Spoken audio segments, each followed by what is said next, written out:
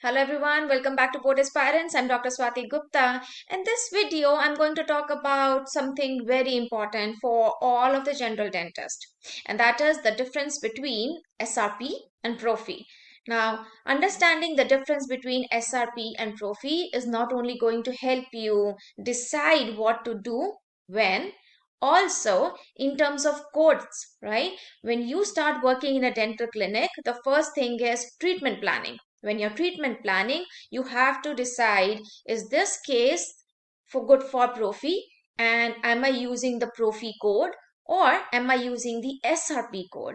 Now, why is these codes important? Why is it really important for you to understand what code to use? I'll be discussing that in length in the video. Also, I'll provide you with the link for the ADA website that discusses about codes for Prophy and debridement and scaling, everything in so much detail, a preview of which I will be giving. Share and subscribe. It dentists to understand more educational stuff and also motivates me to make more such videos. Okay, without further ado, I'm going to start with SRP and Prophy distinction. So in 2015, Liberty Health Plan, they conducted their study. It's an insurance company, and then they conduct these studies, and what they found was that D4341 is the most highly abused dental code. They found that dentists often perform a prophy and then bill for periodontal scaling and root planing, the code for which is D431 or D4342.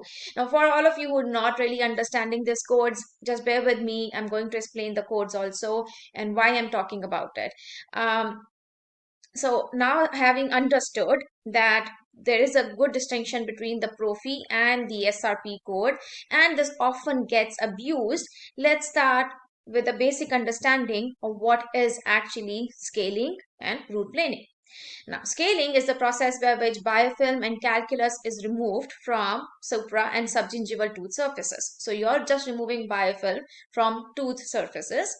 And root planing is the process by which embedded calculus and portions of cementum are removed from the root to produce a smooth, hard, clean surface. Now, these are all definitions from Carenza, the basic periodontal book. You might or might not have read it, but what are we trying to understand from here is that root planing is portions of cementum are removed from the root, or calculus is removed from the root. That means root planing is done for removing anything from the root surfaces, right? And scaling can be from supragingival and subgingival tooth surfaces, right? So scaling, root planing. So basically, when I say root planing, you are touching the root surface to remove anything. Okay, so I hope this distinction is clear here. Now, what is Prophy? Now, Prophy, according to American Dental Association, is a prophylaxis performed on transitional or permanent dentition, which includes scaling and polishing procedures to remove coronal plaque. So here the key word is coronal plaque, that is on your coronal surface, not the root. Prophy is for the coronal plaque, calculus and stain. Avoiding dental practice, this simply means the code provides for using dental tools to remove plaque, tartar and stains from the part or portion of the tooth that extends above the gum line. You understanding? It's very clear. Coronal tooth surface above the gum line, anything that you're doing there is considered as prophylaxis. So like in the picture, if you can see, like, so normally what happens, if this is a kind of a patient that you're getting and you're seeing a lot of supragingival calculus, yes, your first thought would be, okay, let's do Prophy, remove the supragingival calculus. Then you go and see radiographically and you see a lot of sub-G calculus on the root surfaces. And that's when you'll decide, okay, this probably is, I'm going to be actually going on the root surface too. So that means you need SRP, that is root planing. Prophy is not going to be enough for this patient. Now, I understand this kind of confusion that happens. Why are there different codes? Because my basic education is from India. I did my perio residence in India, and there is no such insurance system. Patient comes to you, you see, like in this case, you're seeing a lot of calculus, and then radiographically, you'll see a calculus. So you don't have to make that distinction in your head. You definitely will decide, I'm going to do SRP, and you go ahead with it, right? And so sometimes the distinction between Prophy and SRP can get a little bit lost if you, in your countries, there was no such insurance system and a huge distinction was not made between, okay, are you doing Prophy today, are you doing SRP today, are you doing pay your maintenance for this person. So yes, because of the insurances also, there is a huge distinction and you have to understand where the distinction stands. So Prophy is for coronal root planing, SRP is when on the root you're removing any kind of calculus and diseased cementum endotoxins. Good. Okay, let's go ahead. And then, so the SRP code in the clinic system is 4341 or 4342, and that is basically how many teeth are you doing. So if you're doing 1 to 6 teeth, sorry, if it's a whole quadrant, so that is SRP. I'm not really sure which one is which, but 4341, 4342 is basically 1 to 3 teeth per quadrant is the different one, and all the teeth in the quadrant is the different code. So, what is the criteria for SRP? First, any probing depth which is more than 4 millimeter with clinical evidence of supra and sub-G calculus. So, like in the picture, you can see there is supragingival calculus very evident. And then if we go radiographically, these pictures are again taken from Carenza. You can see a very good chunk amount of radiographic calculus extending on the root surface also. Okay. Then clinical attachment loss, which again, I hope you understand the distinction. If you do not understand the distinction on the ADA web page, it's very nicely defined, clinical attachment loss.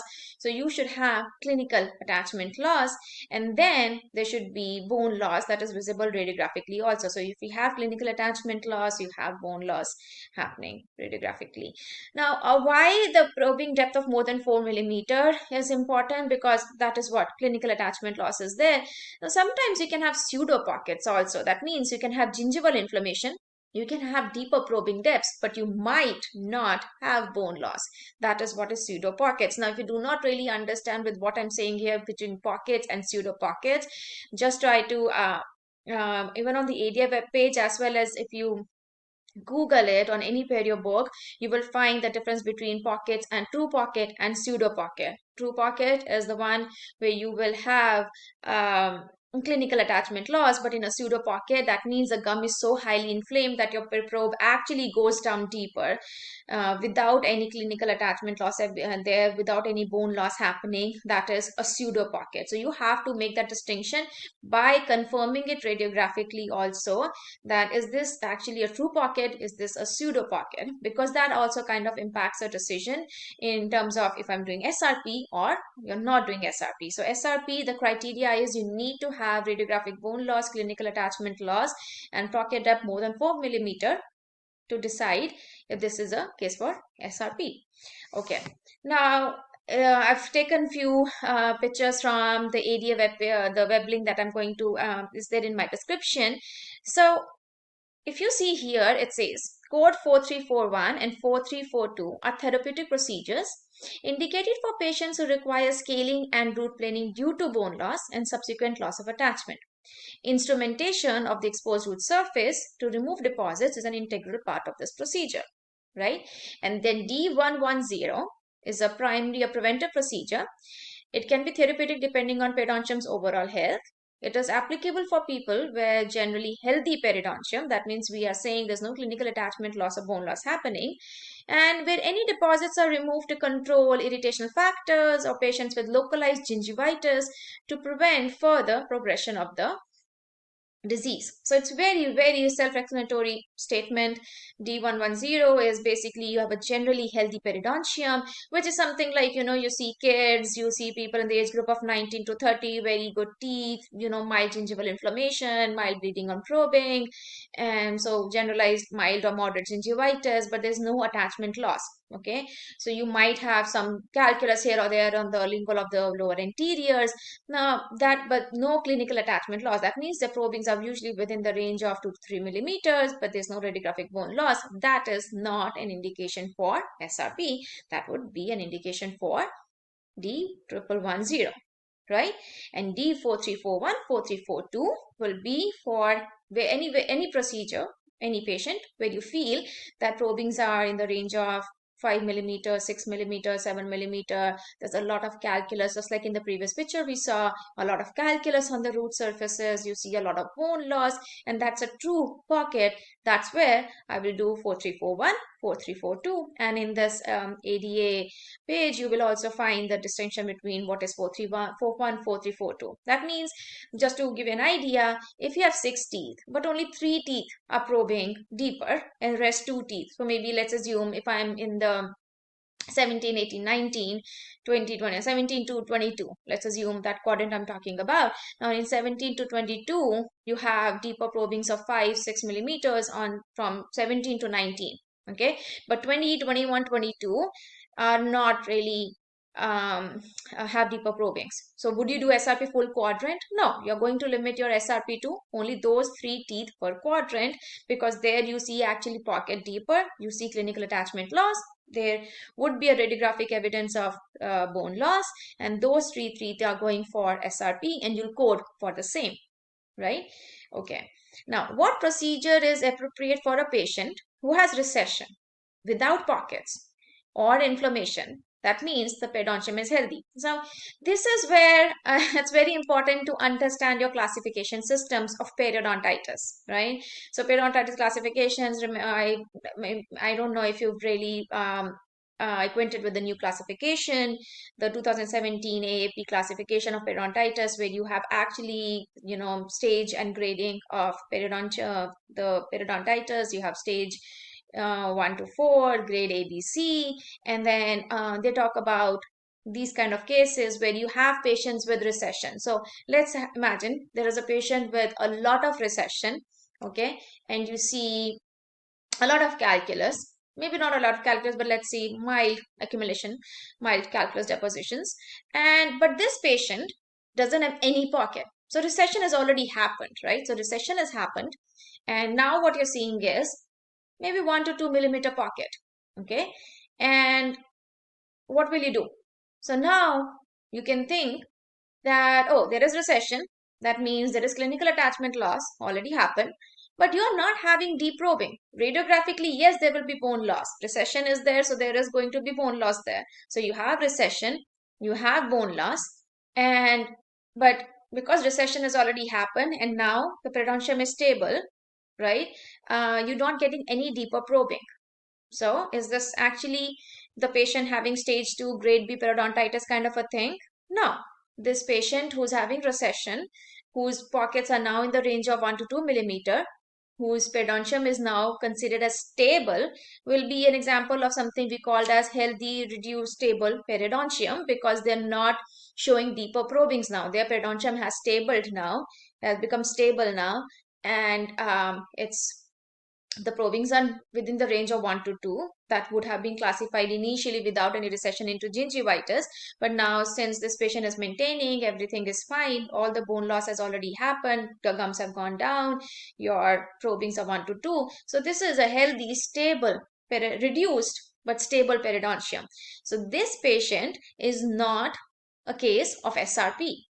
Right? So what would you do? Because the criteria of SRP was yes, bone loss, yes, clinical attachment loss, but yes, deeper probings. You're not getting deeper probings in this patient. It's 1 to 2 millimeter, right? So that means this patient is a good patient for prophylaxis, and that's what ADA says. A prophylaxis procedure is appropriate, and you would code here 1110.